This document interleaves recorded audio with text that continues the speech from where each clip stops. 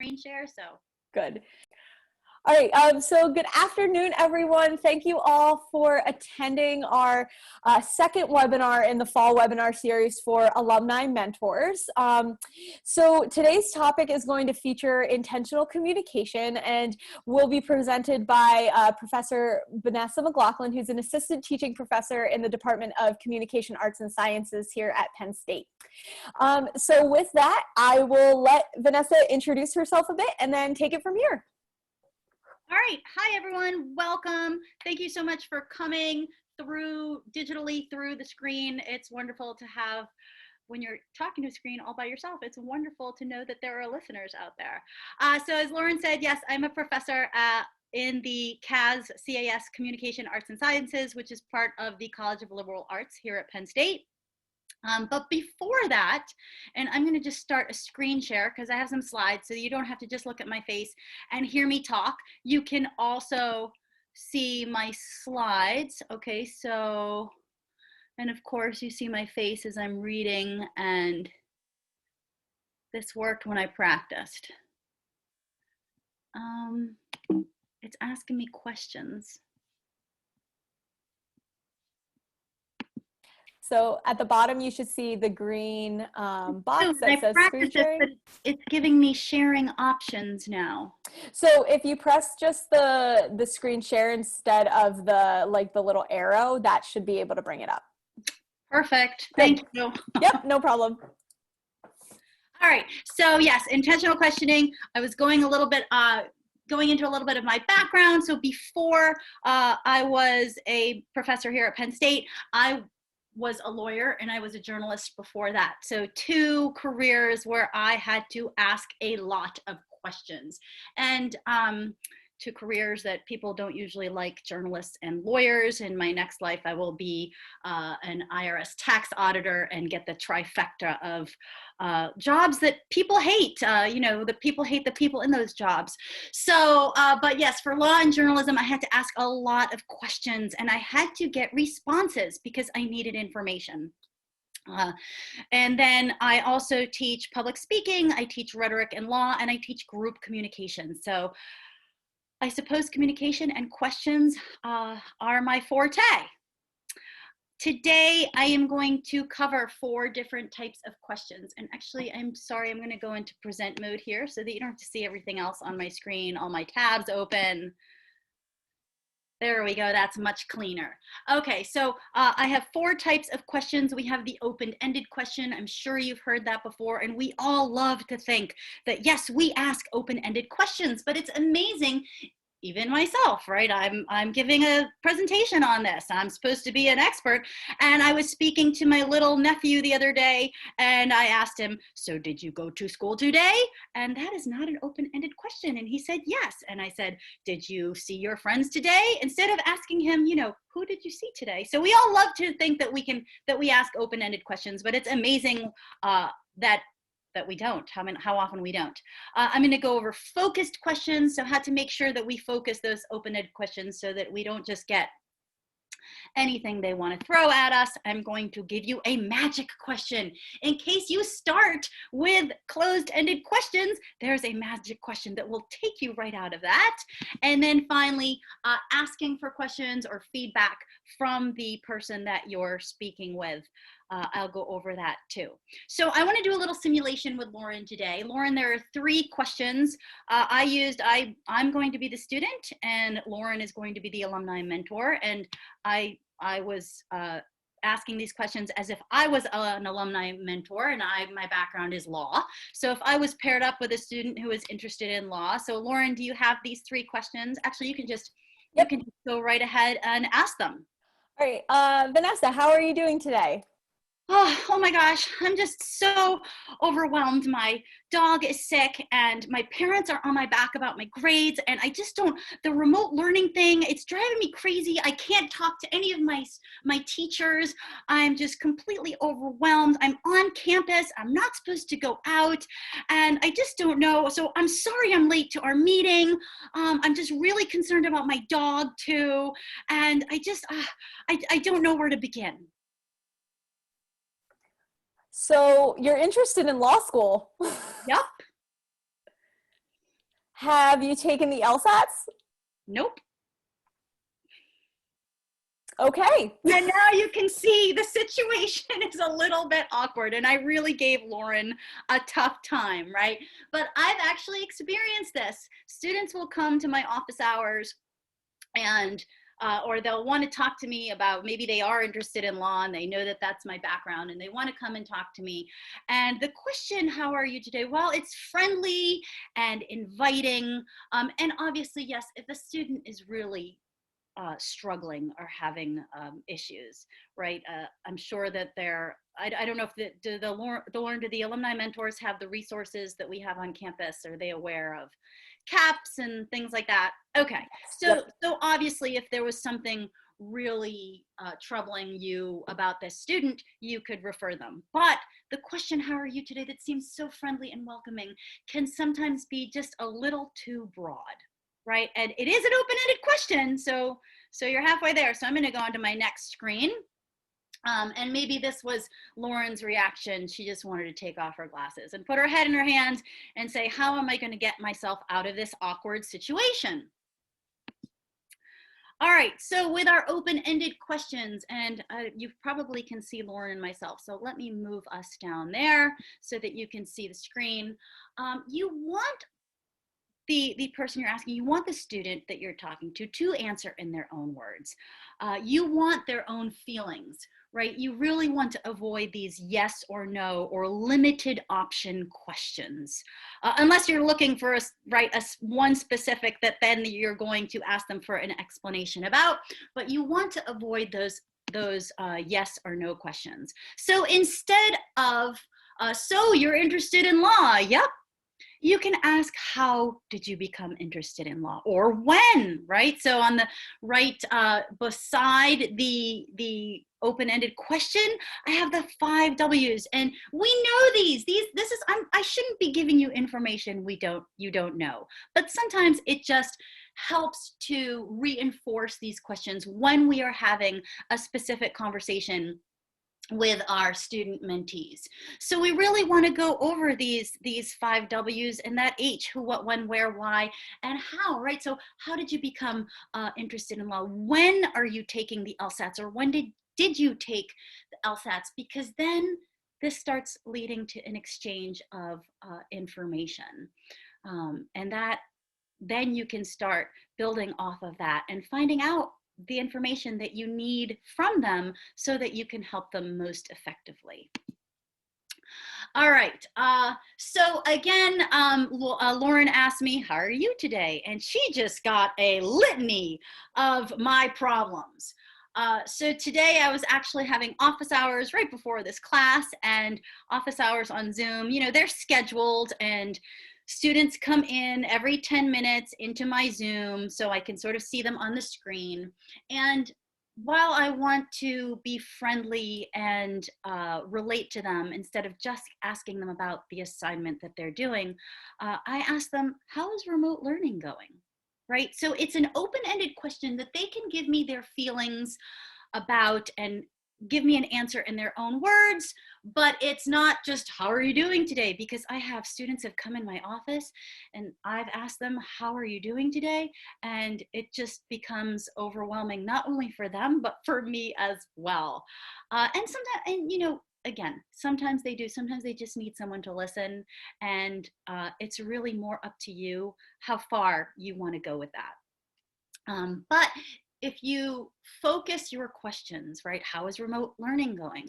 How are your pre-law classes going? Or what classes are you taking in this field?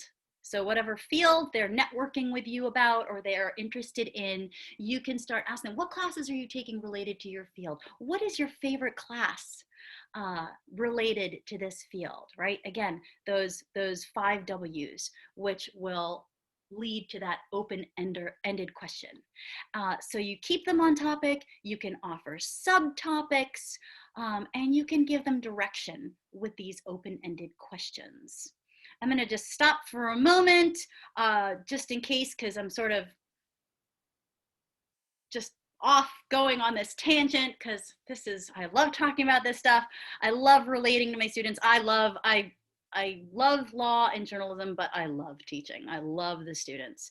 And I'm sure you're alumni mentors because you love the students. So just for a moment, I'm just going to stop to make sure that no one has any questions. No one has to, but I'm going to just give maybe 15 seconds. If you have questions, please feel free to type them in the chat or in the Q&A, and I'll be monitoring them as Vanessa goes along with the rest of her presentation. Oh, great. As well. When I'm screen sharing like this, I cannot see the chat bar. Yep. All right. So no questions now, Vanessa, but I'll make sure to let you know if we get any that come in. Great. Thank you. Okay, so yeah, these were, instead of just how are you doing today, giving open-ended questions that are focused. All right, in case you started with, so you're interested in law, or so you're interested in economics, or whatever the field is that you are mentoring them in, if you get into those closed-ended, limited response question, here's your magic question. Why? Right? And I love this question. I think I talked to you about my little nephew before that I was speaking to yesterday. He's 3. And while I was asking him very limited response questions, he was asking me, why? Why? Why, Auntie Vanessa? Why? And that is literally, so when if you get yourself if you pigeonholed yourself into limited response questions, or it starts to get awkward, you don't know where to go, just simply ask, why? Why did you want to work with me? Right? Why did you want to work with me? Why are you interested in this field? Why are you taking those specific classes? It's truly a magic question. It just doesn't work with your mentees. It can work with so many situations and so many different people, because then it allows them to really sort through their own information.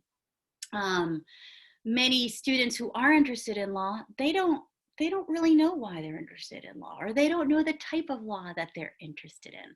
So this really gets them also to themselves to think in their head and sort of formulate what they want from you, how you can help them. So great way to sort of break that awkwardness, and get them to do a lot of the talking.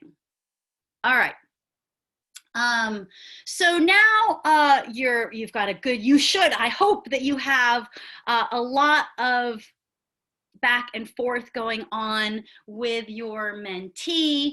And this is more of a teaching strategy that I learned while teaching than I learned any place else.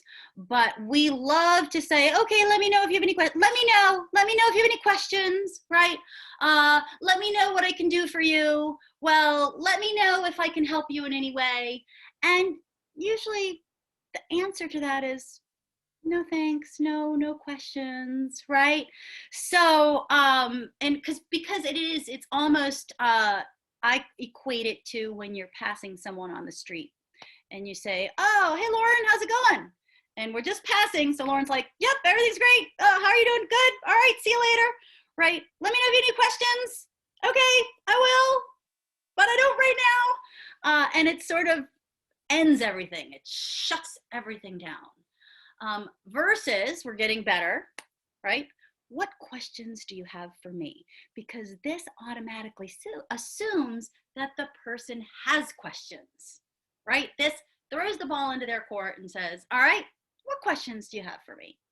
And so that they get to thinking, saying, oh, yes, when you were talking about different types of law, I really focused on criminal law, and I think I'd like to do that. All right. So that's getting closer, but then I have big yellow, I don't know, yellow seemed sunshiny to me. So what questions can I answer about what I do? And that really gets them thinking, because if you think back to when you were a student, I know when I was a student, I'll just even when I was a student in law school, and I was past college age by then. I thought I was much more mature than I was when I was in college. I still didn't know the practicalities of the legal profession, right? I knew the academic side of the legal profession, and a lot of students will know the academic side of the profession that they want to go in, but they don't know about the implementation, the practical side, what you're doing day to day. So when you ask, what questions can I answer about what I do? I'm thinking when I speak to students about law, they think lawyers are in the courtroom all the time.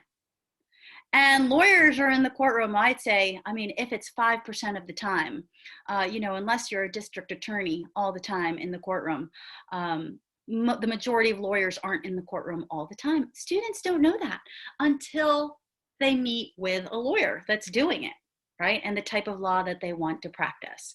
So again, this progression is a great way to sort of get them to think about what they want. And once you know that, then you have the information you need to better help them and address them for their questions. So this is short. I'm not keeping you very long today. So I just said thanks. And now look at here. Look what I have down here. Oh, I guess I can't highlight. Oh, it's just a red dot. All right.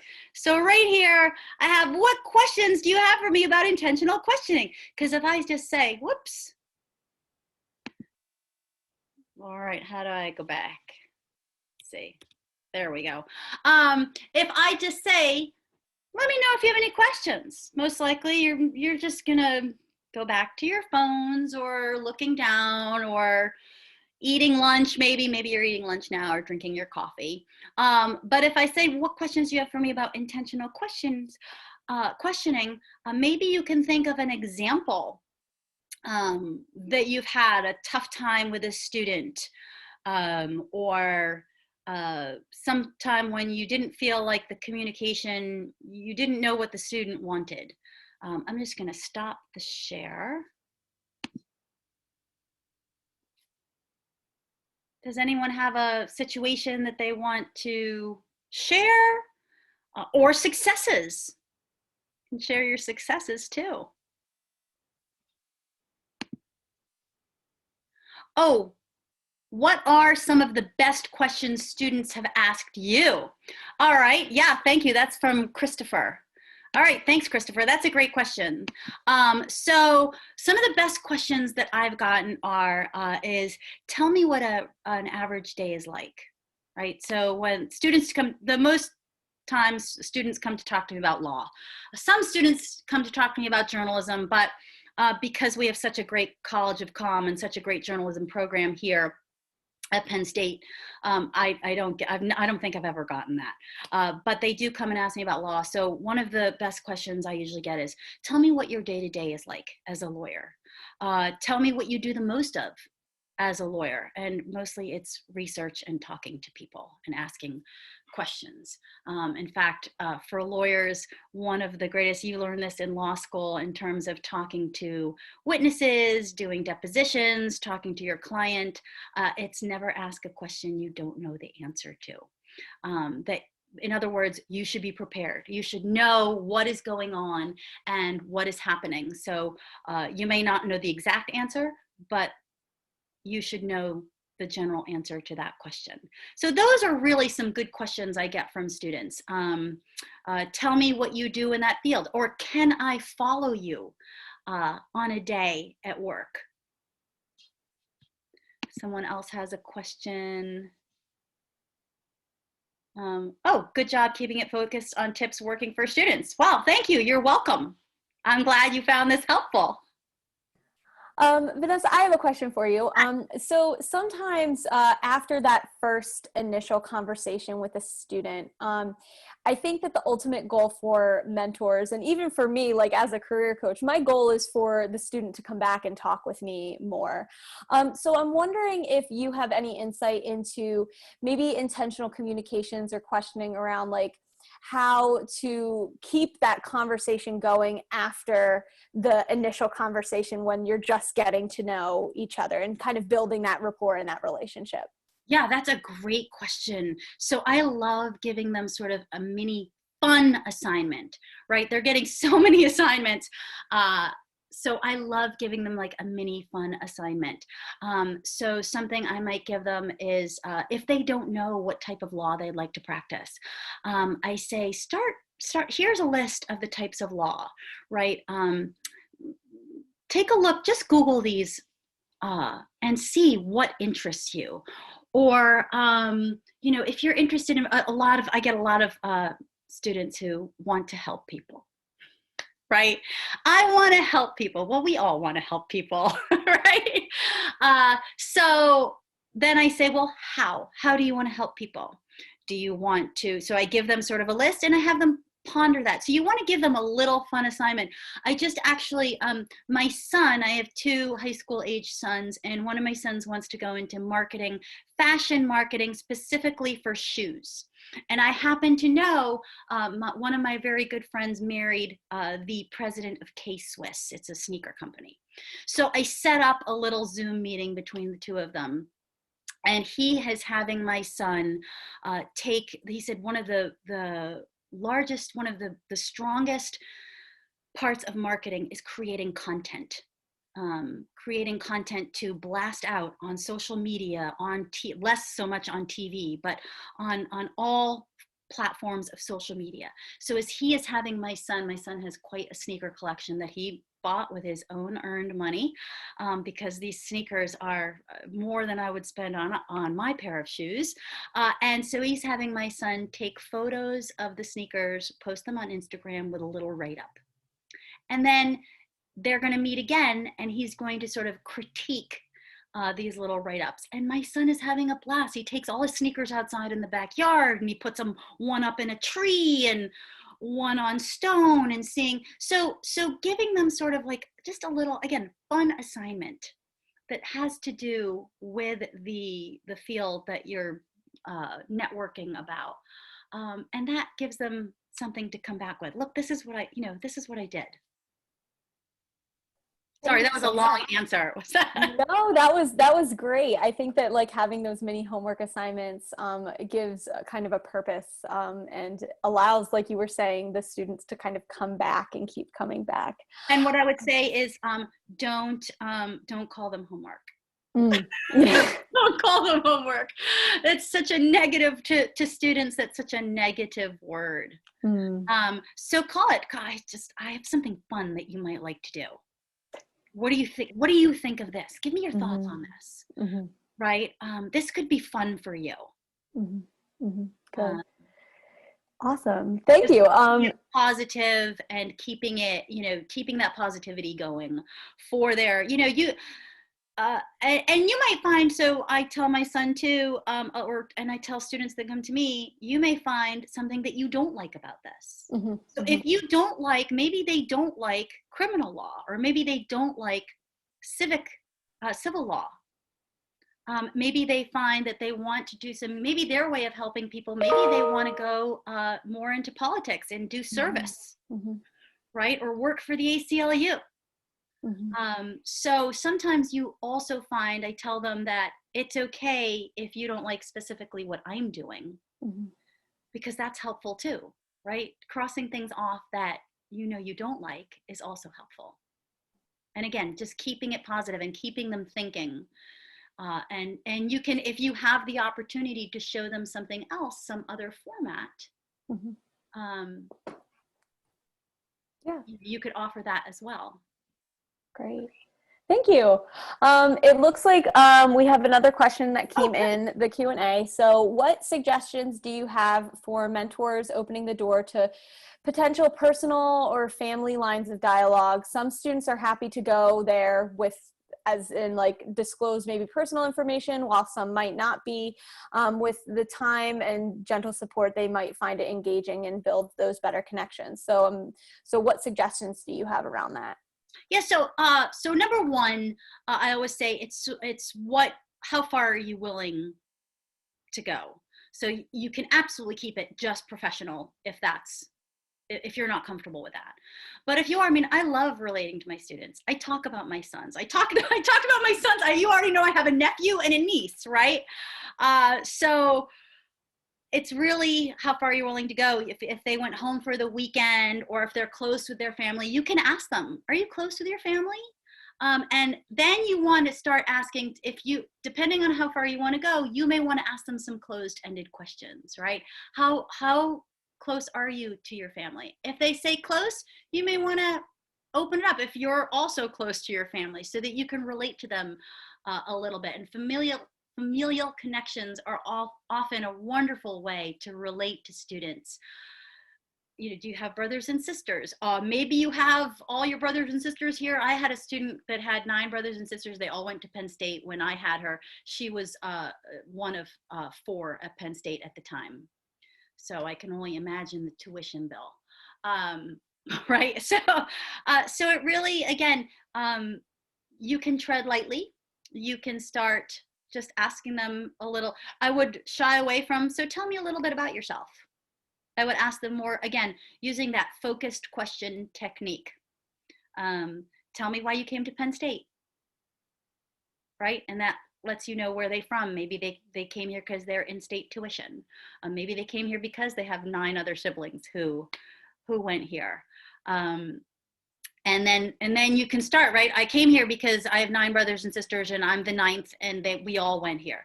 You have 9 brothers and sisters. How interesting. Are you all, how many brothers and how many sisters? You can start like, are you close to all of them? Are they all low, are they all close by? So that's the way you can sort of build familial rapport. That's great. Thank you so much, Vanessa. I hope that was helpful. And again, you decide how far you want to go. I have TAs every semester, and I'm very close to my TAs. I have them coming to my house for Thanksgiving. So, it's really how far you feel comfortable going. Any other questions about intentional questioning or relationships with your mentees? Again, any awkwardness or successes that you've had?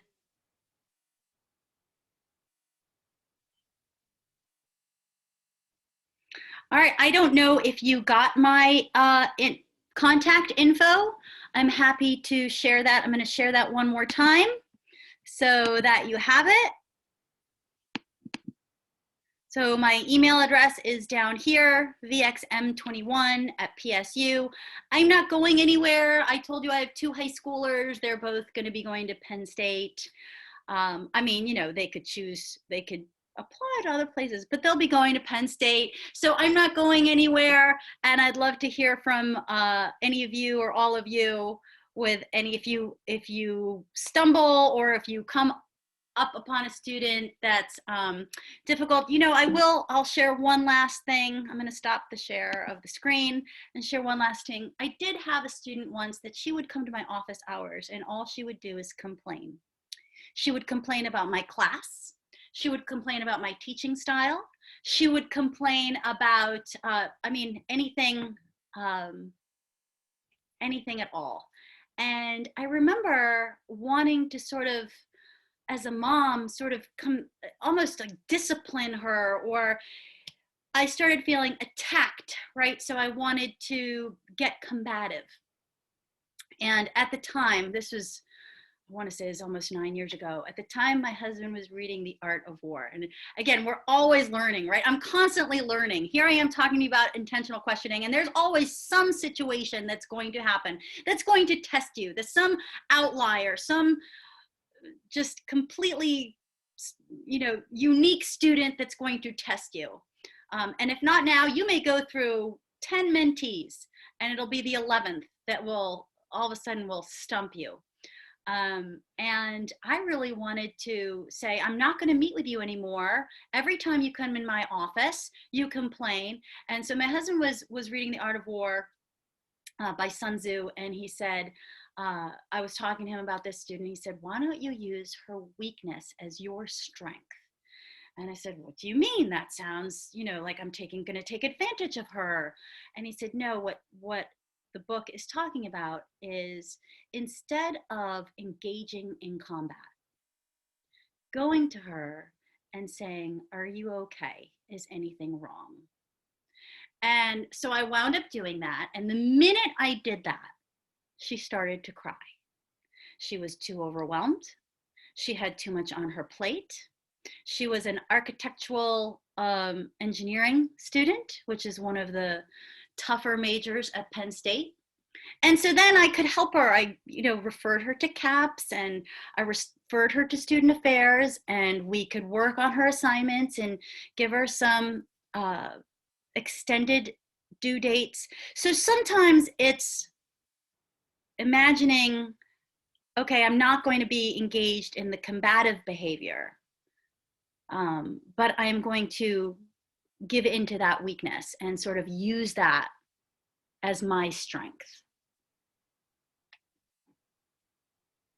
Oh, wait, there's another question. Oh, right on. All right. Great. Thank you, Christopher. No, that's a really great story, Vanessa.